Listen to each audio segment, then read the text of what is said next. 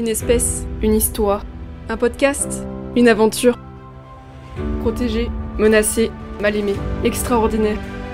Préjugé, dénigré, apprendre, découvrir, partager, ensemble. De la nature à nous, de nous vers la nature. Voix sauvage, donnons la parole aux vivants. Bonjour à tous et bienvenue sur ce 6e épisode de Voix sauvage. Aujourd'hui, nous partons à la découverte du petit rhinolophe ou encore petit fer à cheval de son nom scientifique Rhinolophus hipposideros, faisant partie de la famille des chauves-souris. Il est protégé, comme toutes les autres espèces de chauves-souris. Ce taxon, cette famille, s'appelle Chiroptère qui signifie voler avec les mains. Et oui, le saviez-vous, les chauves-souris volent grâce à leurs ailes qui sont leurs doigts. Entre leurs doigts, il y a une membrane, une peau fine, qui leur permet de voler. Cette peau fine est aussi recouverte de poils sensibles qui l'aident à se repérer dans son environnement, mais ce ne sont pas les seuls tours que les chauves-souris ont sous leurs ailes. Après cette brève présentation, je vais laisser la parole à Manon Béréouk, avec qui nous avons profité d'un beau soleil sur sa terrasse. C'est une personne spécialisée sur les chauves-souris qui en sait bien plus que nous sur le sujet. Alors moi dans la vie je suis photographe et cinéaste animalière professionnelle, avec un parcours naturaliste, un parcours en écologie, biologie. Voilà, et je me spécialise dans la chiroptérologie tant pour la photo mais aussi pour la prise de vue. D'accord. Donc vous arrivez à prendre en photo des chiroptères facilement ? Alors moi j'ai une spécialité en plus, donc au-delà d'être dans la chiroptérologie, c'est les chauves-souris en hibernation. D'accord. Donc je participe aux comptages hivernaux des chiroptères en hiver avec les associations de protection de la nature en Nouvelle-Aquitaine. Et donc par ce biais-là, j'en profite pour capturer parfois quelques instants sympas. Voilà. Très bien. Est-ce que vous pouvez nous parler du petit rhinolophe ? Le petit rhinolophe, c'est une espèce de chauve-souris qu'on a en France et en Europe, l'une des 36 espèces. C'est le plus petit de sa famille en France. Voilà, on a aussi le grand rhinolophe et le rhinolophe euryale, rhinolophe de Mélie, mais qui n'est pas présent en Dordogne. Et puis comme toutes les chauves-souris, il est un peu en déclin, mais globalement, avec les programmes de préservation aussi des habitats, on arrive à avoir une pseudo-stabilité. Est-ce que vous connaissez des a priori qu'on a sur le petit rhinolophe ? Alors petit rhinolophe, espèce à proprement parler, pas forcément, mais d'une manière générale, oui, toutes les chauves-souris, quand les gens ont peur des chauves-souris, ils n'ont pas peur spécifiquement du petit rhinolophe. Oui. Mais le fait que les chauves-souris s'accrochent dans les cheveux, ça c'est faux, c'est un mythe qui a été inventé au Moyen-Âge pour éviter que les femmes sortent la nuit. Bon, il a un petit peu de temps de changer ça. Donc ça c'est faux, hein. Une chauve-souris elle a un sonar vraiment exceptionnellement adapté, donc elle va pas aller se mettre dans nos cheveux. On peut avoir des chauves-souris qui se rapprochent excessivement près de nous, mais pour la simple et bonne raison qu'on dégage du CO2. Les moustiques sont attirés par le CO2, donc si elles viennent chasser aux alentours de notre corps, c'est uniquement pour nous sauver des moustiques. Mais elles vont pas aller s'accrocher dans les cheveux. Voilà, après on a toujours le mythe que les chauves-souris ça boit du sang, donc oui, on a 3 espèces de chauves-souris dans le monde, des vampires qui se nourrissent de sang, mais elles sont présentes qu'en Amérique du Sud, donc pas de problème. On n'a pas de soucis en France métropolitaine par rapport à ça. L'a priori un peu classique, et qui n'est pas faux, hein, c'est que les chauves-souris sont porteuses de maladies, de virus. C'est une réalité, comme tous les êtres vivants, et nous compris en tant qu'humains, en fait, on est porteurs de virus. Maintenant, en France et en Europe, les chauves-souris sont protégées, donc la manipulation est interdite, sauf dérogation. Et par ce biais-là, pas de manipulation, pas de risque. Voilà, c'est simplement ça qu'il faut savoir. Quelle est la spécialité du petit rhinolophe ? La spécialité du petit rhinolophe, une spécialité qui me vient en tête, mais encore une fois, c'est tous les rhinolophes, mais c'est une espèce de chiroptère qui a besoin d'espace pour vivre. Donc, c'est une espèce qu'on va pas retrouver dans les fissures, comme les pipistrelles, comme les noctules, les cérotines. C'est une espèce qui a besoin d'entrer en vol dans son gîte. Donc, effectivement, d'où le fait qu'on les retrouve principalement dans les granges, les vieux bâtiments, parce qu'elles ont besoin d'espace pour voler, d'espace pour contenir en fait la colonie aussi. C'est les grands bâtis, les combles, les grands espaces, elles apprécient beaucoup. Est-ce que vous savez en moyenne combien de moustiques peut manger un petit rhinolophe ou une chauve-souris en général par nuit ? Une chauve-souris en général, les chauves-souris mangent des insectes, en France en tout cas. On a une espèce qui potentiellement peut se nourrir occasionnellement de petits passereaux, c'est la grande noctule. Mais sinon, en France, on a principalement des insectivores. Le petit rhinolophe, j'ai pas de nombre spécifique pour le nombre de moustiques. Par contre, c'est vrai qu'une chauve-souris, elle peut manger l'équivalent de la moitié de son poids en insectes chaque nuit. Voilà, donc là, de là à dire le nombre exact, je ne peux pas savoir ce que représente le poids moyen. Peut-être par rapport aux particuliers, si jamais on voit des chauves-souris dans notre grange, qu'est-ce qu'il faut faire en fait ? C'est une bonne question. En fait, donc déjà, comme je l'ai dit plus tôt, les chauves-souris sont protégées, donc interdiction de les manipuler, de les déranger, de les détruire. Donc effectivement, quand on tombe sur une chauve-souris, en théorie, on n'est même pas touché, on n'est pas censé la toucher.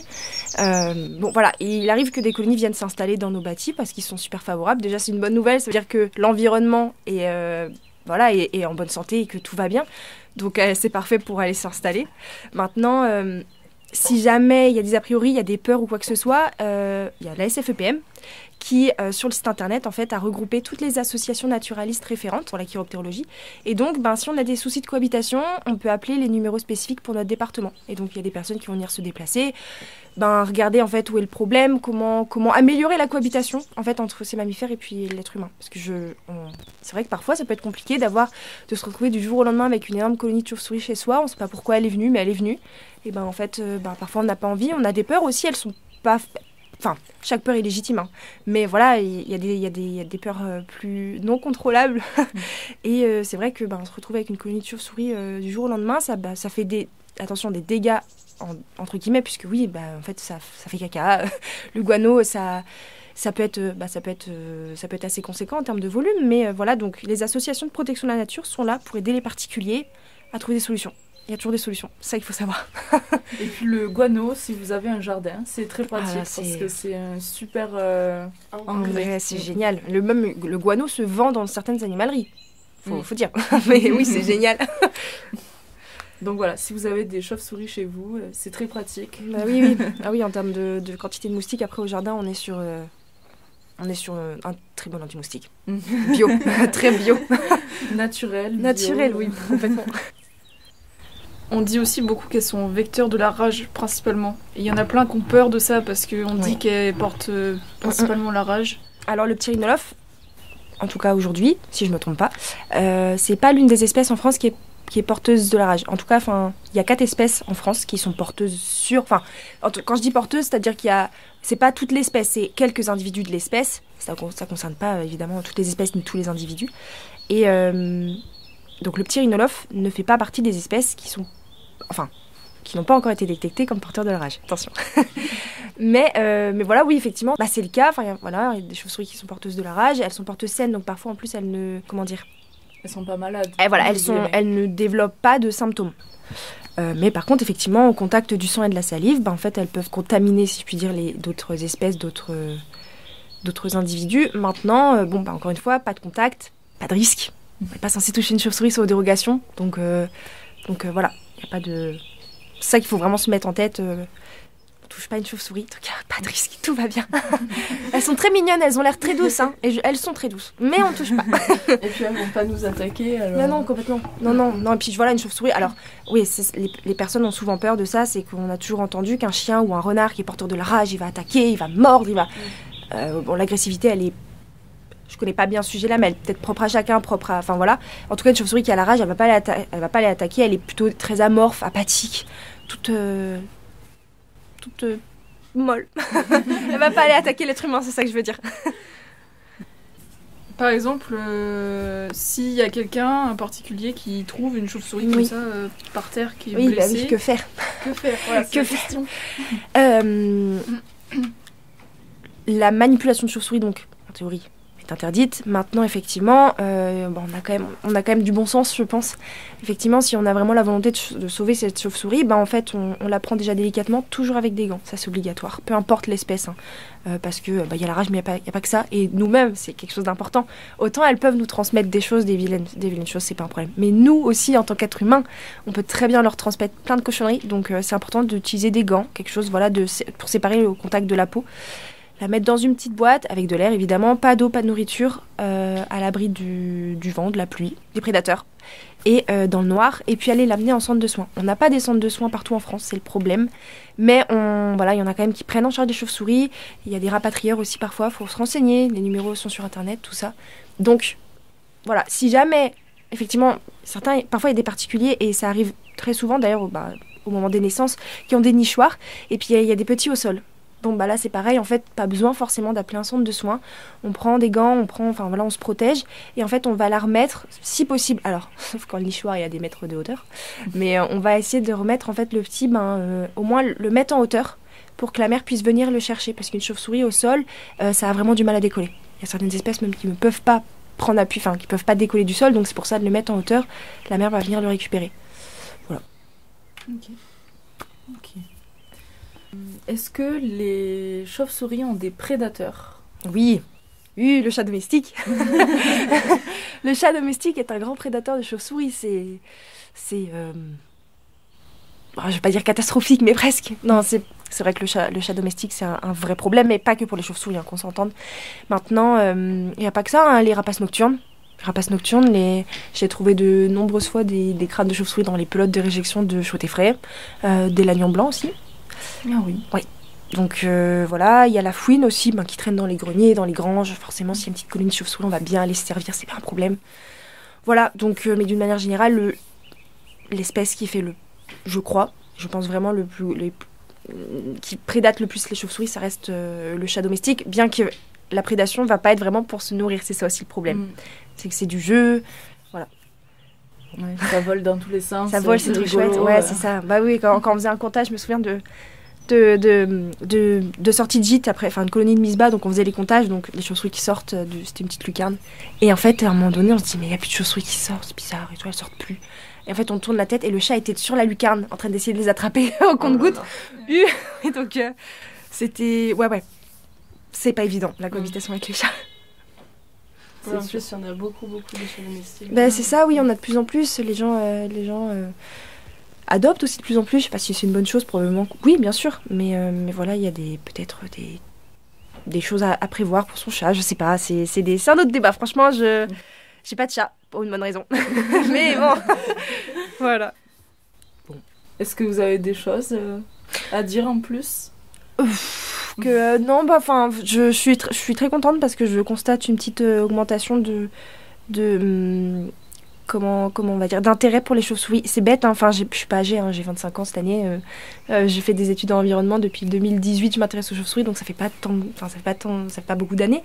Mais quand même, mine de rien, de mon petit parcours professionnel et de ma petite expérience, quand on va chez les gens, chez les particuliers, quand on parle des chauves-souris, je trouve qu'il y a moins de réticence, mais aussi parce que y a des gens qui font du très bon boulot en termes de communication et c'est super important. Vraiment, donc je suis ravie. Voilà, c'est très bien. Vous, dans les supports que vous faites, oui. Donc des photos et des films, oui. Si j'ai bien compris, oui. Vous faites que de la vidéo ou vous mettez des informations aussi avec vos films ? Alors, mes photos, c'est des photos classiques. Voilà, pour mes films, en fait, j'ai fait surtout 2 courts-métrages. Le premier qui s'intitule Cavernicole, qui porte sur la biodiversité en cavité, en grotte. Donc, il y a des chauves-souris dedans. Donc là, c'est des informations, sur les chauves-souris en hibernation, comment ça se passe, comment est-ce qu'elles font, le réveil, tout ça. Mon deuxième film, c'était Entre mes murs, qui parle de la biodiversité en bâtiment. Donc j'ai tout un volet chauves-souris encore. C'est étonnant. Et donc là, c'est surtout sur les chauves-souris qui sont en bâti pendant la période de mise-bas. Et je fais des petites capsules vidéo sur Internet. J'ai la chance que mes réseaux sociaux marchent plutôt bien. Et donc du coup, je fais mes petites capsules vidéo. Je parle beaucoup des chauves-souris, sur les a priori, les préjugés, sur comment est-ce qu'on fait un nichoir, comment est-ce qu'on peut avoir un beau jardin, plein de biodiversité pour accueillir plein de chauves-souris, mais pas que. Mais voilà. Donc oui, c'est des petites capsules comme ça, un petit peu informatives, en plus. Ok.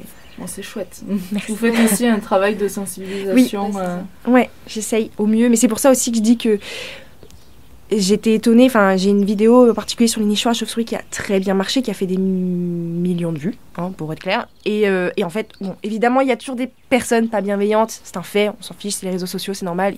On peut pas croiser que des personnes gentilles tout plein, on n'est pas dans un monde de bisounours. Mais par contre, j'ai reçu énormément de messages, mais franchement, des centaines et des centaines de personnes qui m'ont dit c'est super, on va installer un nichoir, ça va être trop chouette, je connaissais pas.